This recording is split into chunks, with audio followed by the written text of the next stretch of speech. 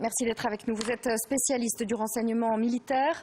D'abord, avant d'évoquer le profil de cet homme, parlons de son arrestation, presque par hasard. Alors que cet homme était fiché, connu des services de renseignement, il a été arrêté parce qu'il s'est tiré une balle dans le pied, qu'il a appelé le SAMU parce qu'il perdait beaucoup de sang. C'est étonnant. Comment cette personne qui est identifiée par les services de renseignement comme projetant d'aller en Syrie faire le djihad puisse disposer d'un arsenal tel que ça a été décrit par votre journaliste, sans qu'il ne puisse attirer l'attention de ses services. Comment il peut apparaître sur une affaire présumée d'assassinat sans qu'on l'ait détecté. Donc oui, effectivement, ça paraît étonnant et on est sur une situation de profil d'amateur, là. Comment vous expliquez ce côté presque par hasard? On se souvient, ça nous rappelle les frères Kouachi avec ces cartes d'identité d'oubliées dans la voiture. On a l'impression que c'est par chance quelque part qu'on arrive à arrêter ces individus. C'est ce que j'avais décrit une fois sur ce plateau, c'est des auto-entrepreneurs du terrorisme. Donc ils ont des problèmes de société dans leur tête. Ils se revendiquent comme salafistes. Ils ne sont pas heureux en France. Ils veulent punir la France. Donc pour eux, la France, c'est la chrétienté, l'Église. Donc ils sont en guerre, mais ils n'ont pas de commanditaire derrière, il n'y a pas de groupe terroriste qui les pilote. C'est des petits poissons qui naviguent comme ça, qui de temps en temps basculent pour des problèmes personnels, pour des problèmes financiers, ou juste parce qu'ils se sentent rejetés dans une société qui ne les comprend pas. Donc ils basculent comme ça. Ça explique le côté amateur, oui. Mais ça n'explique pas les failles du système de renseignement qui arrête parce que les uns oublient une carte d'identité dans la voiture et parce qu'un autre appelle le SAMU. Les agents de renseignement de la DGSI qui sont en charge de ces problématiques-là ont un nombre limité. Ils ne peuvent pas être derrière tous les gens qui sont susceptibles d'intéresser la justice. Ils font tourner des moyens pour essayer de voir ceux qui sont les plus potentiellement virulents ou capables de passer à l'acte. Il n'y a aucune loi sur le renseignement. Il n'y a aucun décret qu'on peut faire passer qui empêchera quelqu'un de dévier parce qu'il n'est pas justement lié à une filière djihadiste. Ou alors, on ne sait pas à quel moment ça peut basculer dans sa tête. La nouvelle loi sur le renseignement, elle ne changera pas ça? Non, du tout. Donc il y a un manque de moyens absolument à renseignement, ce qui faisait avant la force des services de renseignement français, c'était leur renseignement humain. Des agents infiltrés, des agents capables d'évoluer dans des milieux justement où gravitent ces gens-là pour pouvoir détecter des nouvelles idéologies salafistes ou des groupuscules. On est sur du Minority Report, c'est-à-dire qu'on attend que les flux tombent par des capteurs téléphoniques, des balises, et puis après on arbitre. On arbitre comment? Et en plus, on n'a pas les moyens de capitaliser. C'est-à-dire qu'apparemment, il avait déjà attiré l'attention sur des flux d'informations captés, sur le fait qu'il voulait aller faire le djihad, mais derrière, est-ce qu'on a eu le temps de le traiter? Est-ce que derrière, on a pu...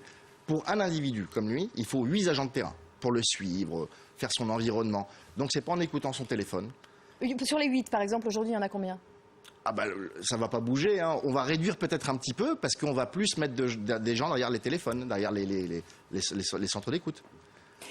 Cet individu, son profil, vous l'évoquiez, pour vous, c'est le même type d'individu que les frères Kouachi, que Koulibaly? Voilà, c'est des profils de gens qui veulent briller, veulent se faire remarquer, veulent un côté combattre. Scarface. Voilà, ils veulent combattre une idéologie.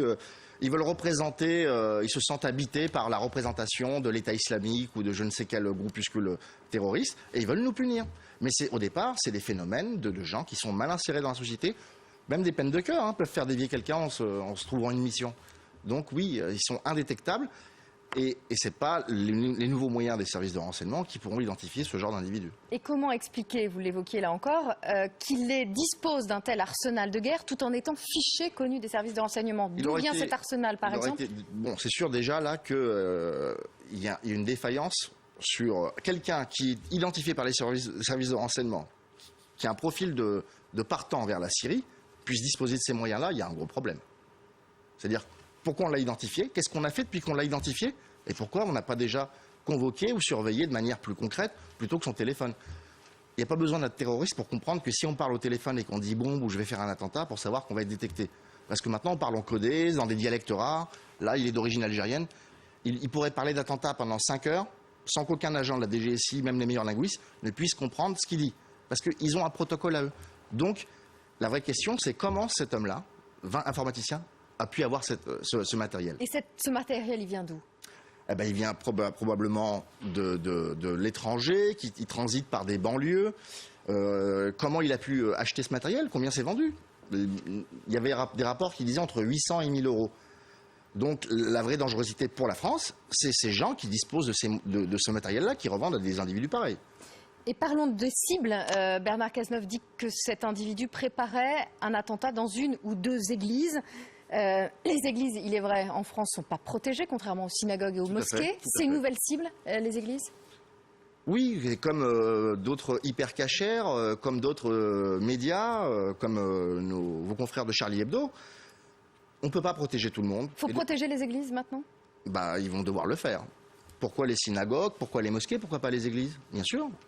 Les terroristes visent principalement les synagogues et les églises. Bien sûr que ça va devoir être pris en compte. Ou alors, il n'y a pas de cohérence. Une dernière question. On passe manifestement d'un terrorisme à la bombe à un terrorisme au fusil d'assaut. C'est-à-dire que quand c'est du terrorisme à l'État, c'est une puissance étrangère qui veut nous déstabiliser. Ils envoient des gens avec des moyens, des méthodes et tout ça. Ce n'est pas le cas. Là, on est sur des auto-entrepreneurs qui se revendiquent d'une idéologie et qui peuvent passer à l'acte. Donc c'est beaucoup plus dangereux pour nous, parce que ceux-là, on ne sait pas qui ils sont, et c'est pas forcément des gens d'origine étrangère. Hein. Ça peut être quelqu'un qui dévie, qui s'est radicalisé. Donc, j'allais dire, il n'y a aucune loi ou la dernière loi sur le renseignement qui va empêcher quoi que ce soit. Merci à vous, merci pour ces précisions, merci d'être venu sur LCI.